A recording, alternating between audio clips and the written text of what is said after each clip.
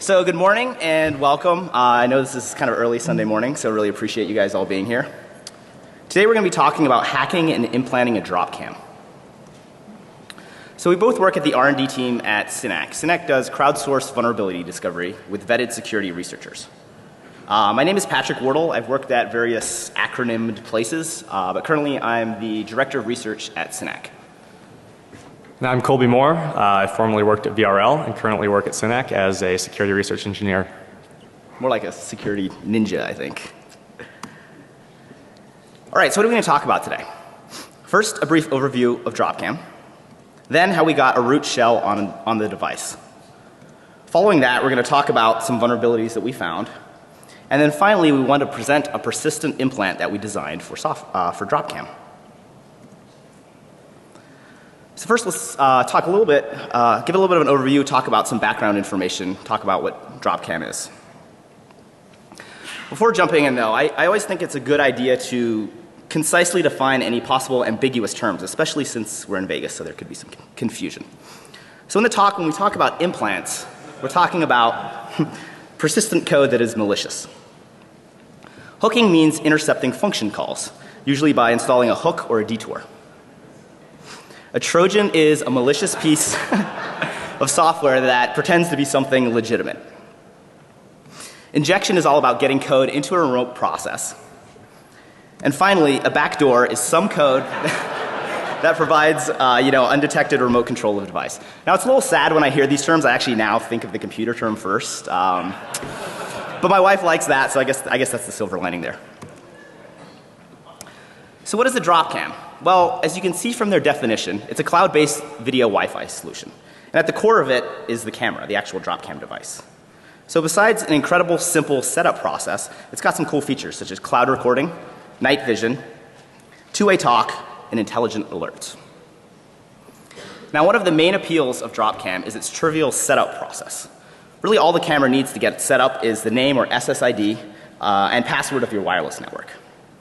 Now there's two ways to do this. This configuration can be done by either plugging the camera into the computer via USB or with a smartphone that has Bluetooth. Now once the setup is complete, the camera will be connected to the Wi-Fi network. From then on, it's pretty much fully autonomous. You really don't have to worry about it anymore. It's going to stream audio and video to the cloud and beacon to the DropCam servers for updates on a regular basis. So there's a lot of IP-based video solutions out there. So what's special about DropCam? Why did we choose to go after it? Well, now DropCam is owned by Google, and Google has indicated it'll become the core of their push into the connected home. So in other words, soon there's going to be DropCams everywhere. Now when we started this research, we didn't know that Google would buy DropCam. If we had, we probably would have tried to get hired there, get some equity. But it was still a pretty appealing target. For one, it's really popular. We see it all over the Bay Area. It's a best-selling device on Amazon. Secondly, it shows up in interesting places like homes and offices. Again, the Bay Area, all the startups pretty much use DropCams for their security solution. So good target in that point of view. And then finally, it's kind of a juicy target because it has some really cool capabilities that we thought were pretty powerful and were just begging to be abused. Now Colby's going to talk about rooting a DropCam. So based on the network footprint, we figured taking a hardware approach would be best. So naturally the first thing to do was crack the camera open. Conveniently, DropCam left us this mysterious header right here. Probing around revealed what looked like a 3.3 volt UART on there. So we hooked it up to the FTDI to serial to USB connector that you guys are all familiar with. And here's a little photo showing our ground connection and transmit and receive on pins 3 and 4 respectively, if you guys want to try this at home. So after a quick reboot, we have a serial console. And major credit to DropCam for the sweet ASCII art right there. We wrote a serial brute forcer to try, admin password, all the standards, but really no luck. So at this point we should probably mention that the DropCam is running essentially just Linux. It's a miniature computer. It's running a Linux system on chip from a company called Umbrella based in the Santa Clara Bay Area. And so we figured we'd take more of a Linuxy approach to maybe getting root in this box. So we decided to go after the bootloader. So if you hold enter on power on, or you short the transmit and receive lines and power on the device, it should drop you to the bootloader. Now this is Amboot, Umbrella's custom bootloader. Now looking at the bootloader, we got a couple options here. The set EMV one looked pretty promising. And it looks like there's an option to change the boot parameters. So we went ahead and just like, root in a standard Linux box that you have physical access to, we went ahead and changed the init parameter to /bin/sh and hope it drops us to a root shell. And yeah, that worked. So now we got to get rid of that password so we can get on the system, right? So we checked out Etsy Shadow and it wouldn't open, so it looks like it was symlinked to mount DropCam Shadow. So we checked out Etsy fstab and it gave us the necessary information we needed to mount up that share. So we went ahead and mounted it up and now we have access to the shadow file. I went ahead and just knocked out that hash and saved. Went ahead and rebooted and reset the boot parameters in the bootloader and rebooted, boom, we have a full featured root shell on the device.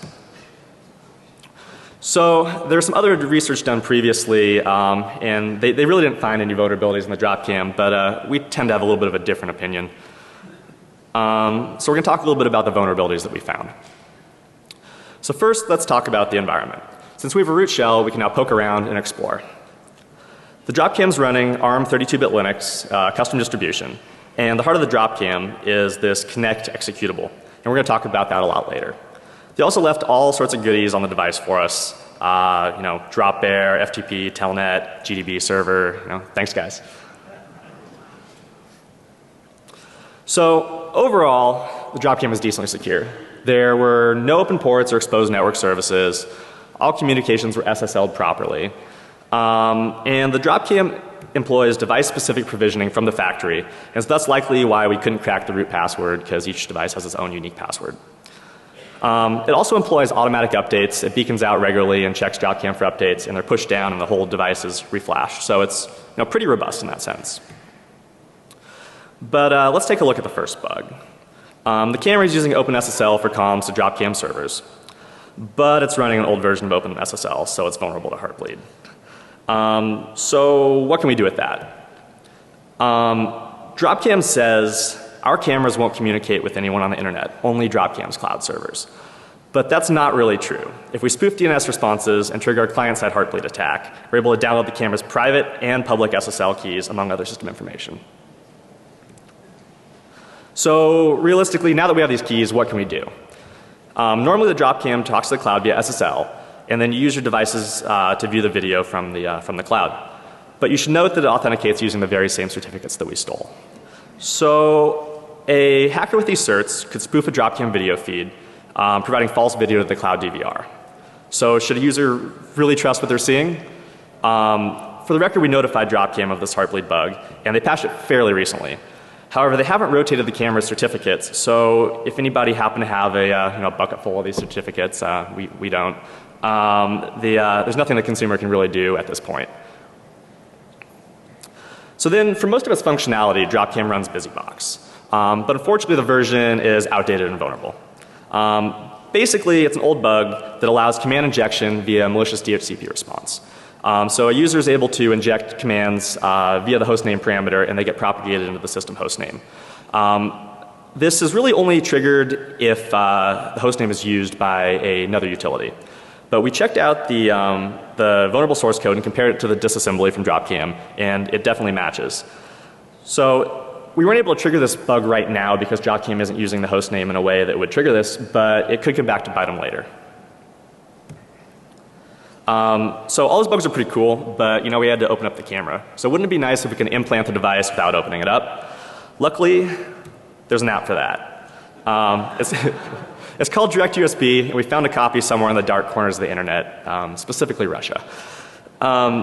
If you hold down the button on the back of the camera, the button that DropCam swears does nothing according to the official docs, and you hold it down while you're powering the camera on, it enters a firmware update mode. And we believe this is how the devices are provisioned at the factory. When we questioned DropCam about this, they didn't deny it. Ultimately, we were able to read and write unsigned data to the camera. So realistically, an attacker could walk into the home, plug into a DropCam, reflash it with malicious software in minutes. And back to Patrick. So there's more to DropCam than just the software that runs on the camera. So recall that a user may use their computer to initially configure the device. So to do this, the camera is plugged into the computer, and then it mounts part of a camera as a share, which contains the setup utility. This utility, which requests root privileges to run, gets the SSID and password of the Wi-Fi network, and then propagates that back to the camera. The end result is a connected and configured camera. Unfortunately, this application which runs at root is world writable. So in our proof of concept, a non-privileged host-based attacker can wait until any DropCam is plugged in. They can then inject a malicious payload into the mounted DropCam setup utility. Now when the application is run and elevated, so is the attacker's code. Now the Windows installer setup configuration utility has a similar privilege escalation vulnerability as well. DropCam is still patching that, so we can't go into details at this time. Now as Colby mentioned, the CEO of DropCam said that their cameras only talk to DropCam servers, which, discounting things like Heartbleed, is pretty much true. However, the same cannot be said for their iOS application. Now SSL pinning is an extra layer of security that ensures a client will only communicate with a well-defined set of servers. Now since the DropCam iOS application does not use SSL pinning, a man-in-the-middle attack can occur. So if an attacker has a compromised root certificate or can coerce the user to install a certificate, for example, sending them an email, the connection can be man-in-the-middle. So here we have a burp capture showing a man-in-the-middle attack in action, actually against my own phone, which is non-jailbroken. It reveals a username and password for a DropCam account. Now, since DropCam does not use dual-factor authentication or any shared or duplicate session alerts, an attacker with these credentials can persistently and surreptitiously spy on the user at any time. Now, this is really good for the bad guys, not good for the rest of us. So now that we have a good way to implant the camera, let's have some fun. Introducing our full-featured implant, Cuckoo's Egg. For those who are unaware, the cuckoo lays its egg in other nests. See how many of you guys get it. Given the robust capability of the DropCam, our malicious software should. C, we want to be able to intercept video. Here, we want to hot mic a room. Propagate, we want to infect other hosts when they connect to the DropCam or it's plugged in. We want to be able to geolocate the DropCam, so if we send a bunch out into the wild, we know where they ended up. We want to be able to infill and exfil files in case we need to upload our new exploit or tool so we can pivot into the network. We want to be able to drop to a command shell to use our tools. And we want to be able to connect a basic network survey and a device survey. So conceptually, the DropCam will sit on a corporate network and talk out to the DropCam's cloud. But with our implant, it will also talk out to us. We also need a method for other devices on the DropCam's network. We also need a method, I'm sorry.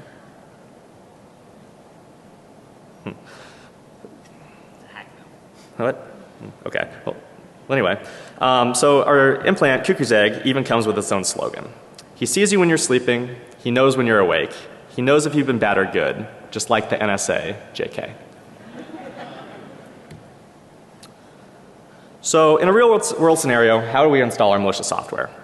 Currently we don't have remote code execution, but there's a lot of options.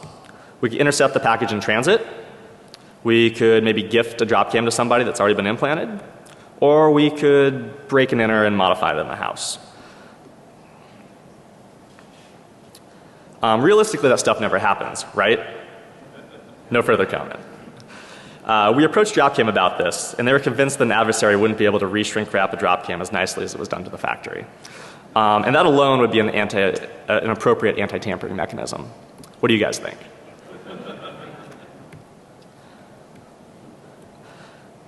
Now what about sending one as a gift? Recently a friend's incubator space was broken into. Is it too far-fetched to think that management might send them security cameras to implement? Probably not. Is a break-in entering scenario really plausible? Maybe. DropCam's argument was that you would see an attacker coming.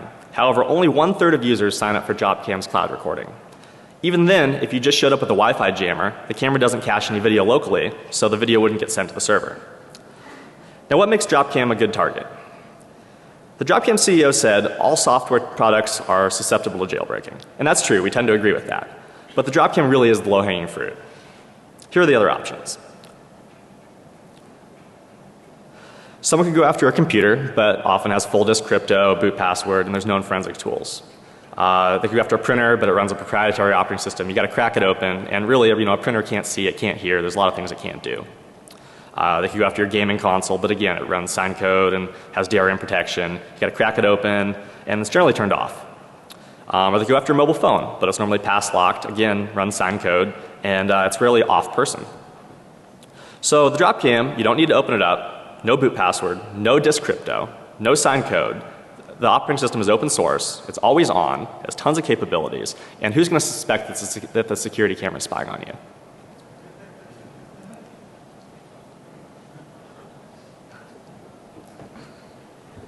So in order to create an advanced implant, we needed to fully understand how the DropCam worked.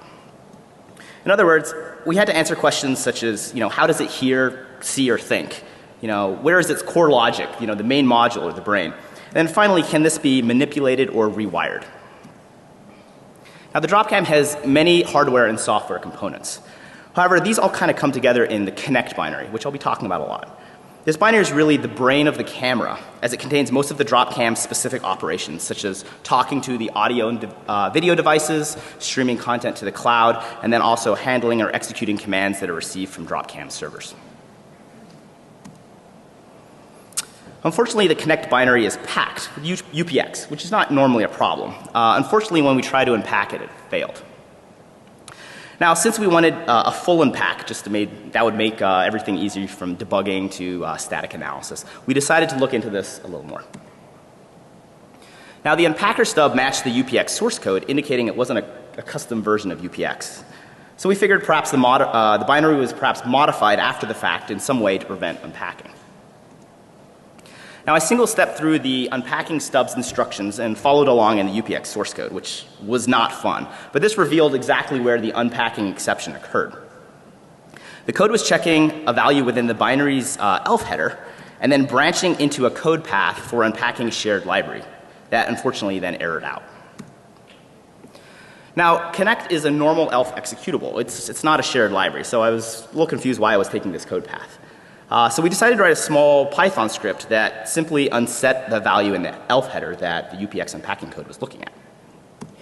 Once we did this, we then re-invoked UPX to attempt to unpack the binary, and that worked. Connect was fully unpacked and even fully runnable, which is really nice.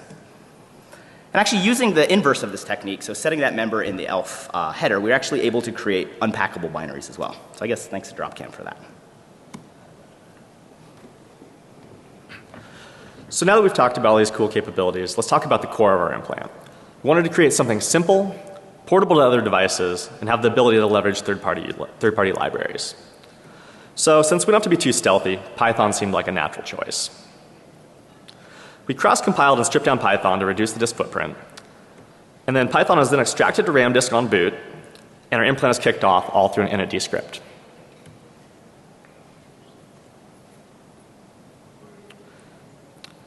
It's great that we have an implanted camera and all, but how is it going to talk to us? All comms are done over HTTPS and call out through the secure networks firewall.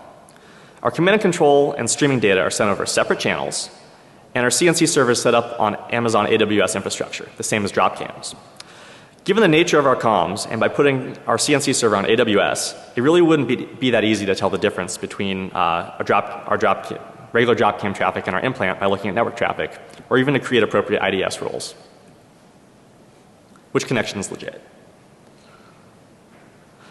What about if we wanted to ship a ton of these cameras out into the wild? How will we know where they end up? Cuckoo's Egg runs a camera-side Wi-Fi survey and ships it back to the CNC server. The CNC server then sends the survey back to Google's geolocation APIs and returns the device location. Thanks, Google.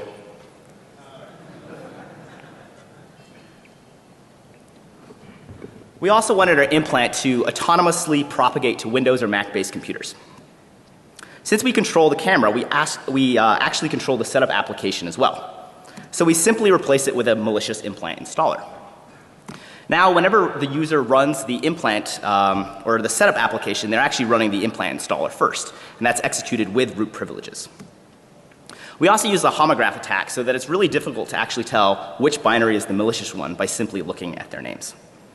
We also made sure to disable the Bluetooth setup feature so that the user was forced to plug the camera into the computer in order to configure it, which for us ensured that they would then infect their PC or Mac-based computer. So Apple loves to tout their many anti-malware mitigations. However, some of these are trivially bypassed while others can be avoided altogether, which allows our implant to execute freely. It's not detected at all. So if you want some more information, we gave a talk about this stuff at ShakaCon and also released an open source tool that can detect persistent OS X malware, which would also detect our implant on OS X. This talk describes bypasses for XProtect, which is Apple's antivirus product, Gatekeeper, the OS X sandbox, and even signed coding requirements. For example, it's able to load unsigned kernel module into the kernel. So, sorry, Apple. Now, a major component of our implant is the ability to grab and manipulate audio and video. Now, I mentioned the Connect binary talks to both the audio and video cards that reside in kernel mode. Data is read from these devices and then is streamed to the DropCam's cloud servers where it is consumed by the user. So first I'm going to talk about how our implant is able to hot mic the camera in order to listen into everything. Since the Connect binary exclusively opens the audio card, we have to inject a module into the Connect process. So here are the various relevant components. The Connect binary is continually reading the audio stream, but our injected module can then install a hook and gain access to the audio stream and then exfil it to our command and control servers. Now, DropCam uses a standard Linux framework to read audio, which is kind of cool. So to get the audio, it invokes the send PCM read end function, which retrieves audio frames containing audio buffers. This is where the implant installs its audio hook. Again, the goal was to clone the audio and stream it to the Cuckoo's Egg server, while letting it stream in parallel up to DropCam so the user wouldn't notice anything was amiss. So here's the code that is inserted as an audio hook. This code gets a pointer to the original send PCM read function, invokes it, and then simply exfiltrates any data or audio that's captured. So pretty straightforward. All right, now on to video. So by disassembling the Connect binary, we were able to uncover how the camera accesses and streams video to the cloud. In the disassembly, you can see it opening the video device, which is /dev/IAV. Now, this device is backed by an Ambarella chip that does all the video processing and H.264 encoding in hardware obviously for performance reasons. The second disassembly snippet shows the Connect binary talking to this video device to get the actual video via an iOctal. The iOctals are all undocumented and many take undocumented structures. Luckily, there were some comments or error messages in the disassembly, so we could maybe kind of get the name of the iOctal, which gave us some insight into perhaps what it was doing. So I mentioned we wanted to clone the video and stream it to the implant servers. Now, undocumented iOctals and structures resulted in a ton of reverse engineering and a ton of seg faults. However, we eventually got it all figured out, and we wanted to describe that here. So first you open the /dev/IAV device. Then you get the H.264 encoding parameter so that the stream you exfil can be decoded.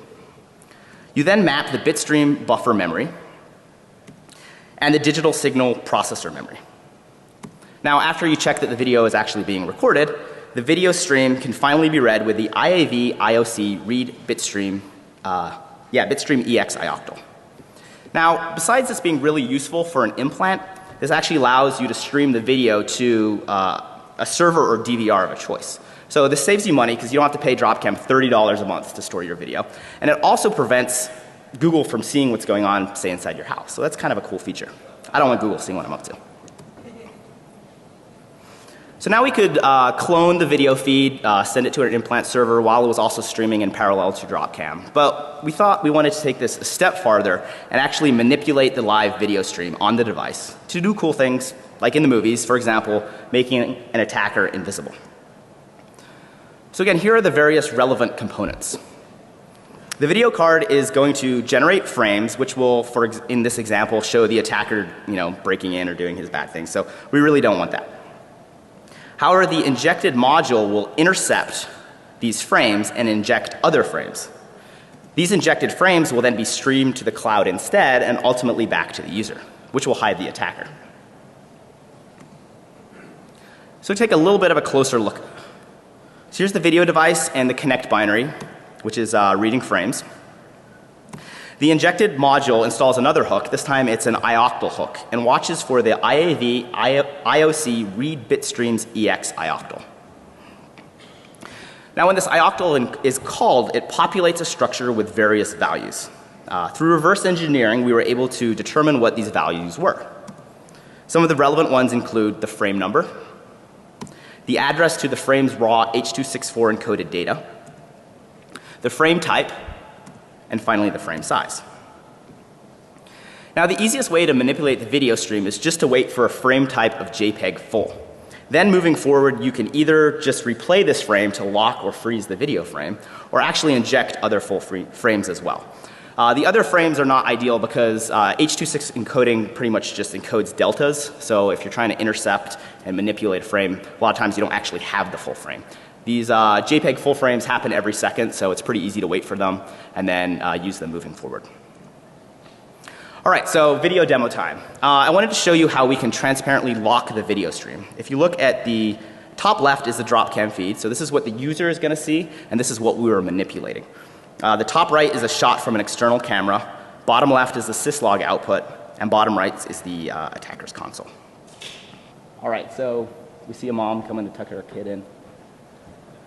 If you look in the attacker's window, they're going to then run the enable cam to activate the video lock. We then see an attacker that somehow looks like Colby. You got to work on your disguises. The video now is locked the frame. It's injecting these JPEG full frames in, so the video is actually frozen. But you can see the camera is actually still counting up, so the user's not going to notice. Then we run the disable command, which tells the camera's feed to resync, and then it's going to flip back to the baby. Now, I'm sure the mom's going to accept this child as one of their own. Well, apparently not.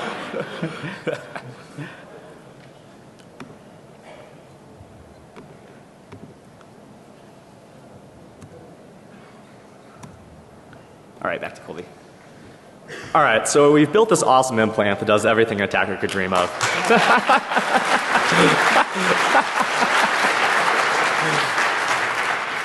But how do we control it?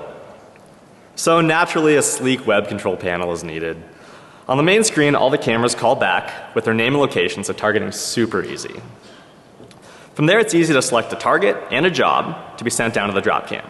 We support all the commands we talked about previously. The camera calls home to the CNC server at a standard interval to report job results and retrieve new jobs from the queue.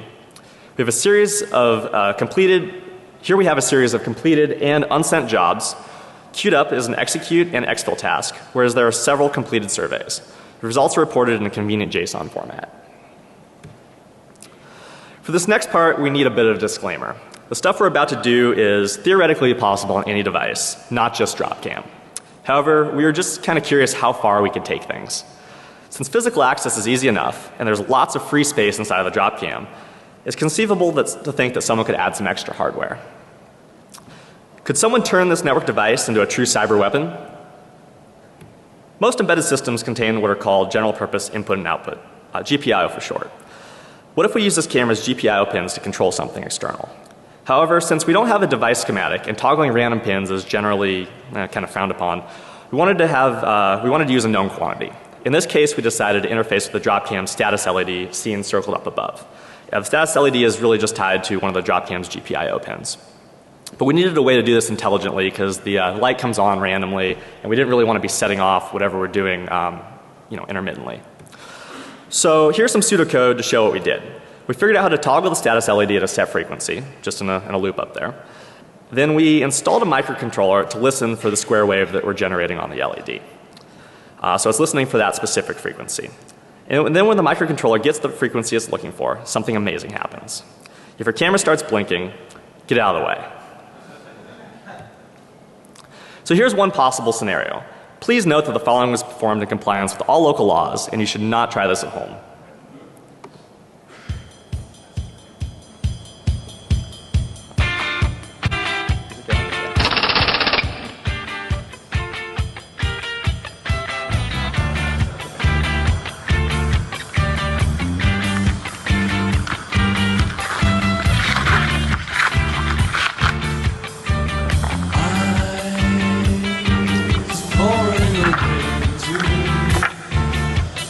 I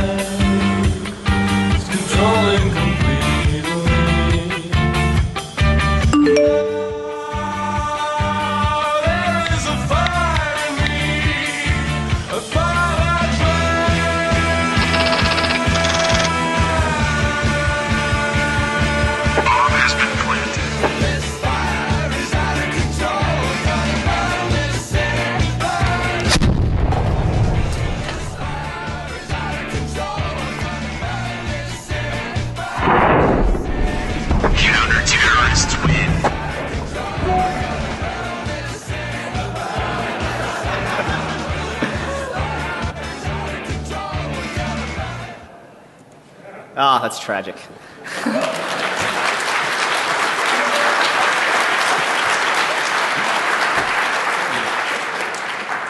Well, that's a wrap. You know, you probably heard that the Internet of Things is blowing up, so remember you saw it first here at DEF CON 22. Again, I'm Patrick, and this is my coworker Colby. Feel free to contact us. You know, probably won't plug in any devices you send us. But yeah, are there any questions now? I think we have a few extra minutes. Yes, in the front. All the extra code you're writing to, duplicate video streams and all that, do you see any impact on performance of the device? Any like, let someone know if their device was doing something it wasn't supposed to? Great. So the question was, while we're hooking the video and audio stream, did we see any degradation in the performance of the device? Since we were hooking pretty low level, where the iOctals are coming in, we're pretty much just mem copying them off and then putting that in a shared buffer where exfiltrate code would just pick it up and do that. So in our testing, we didn't see any specific degradation or anything. And sometimes the video stream goes in and out anyways, so independent of us. Any other questions? Awesome. Well, thanks again. Remember, don't trust cameras from strangers.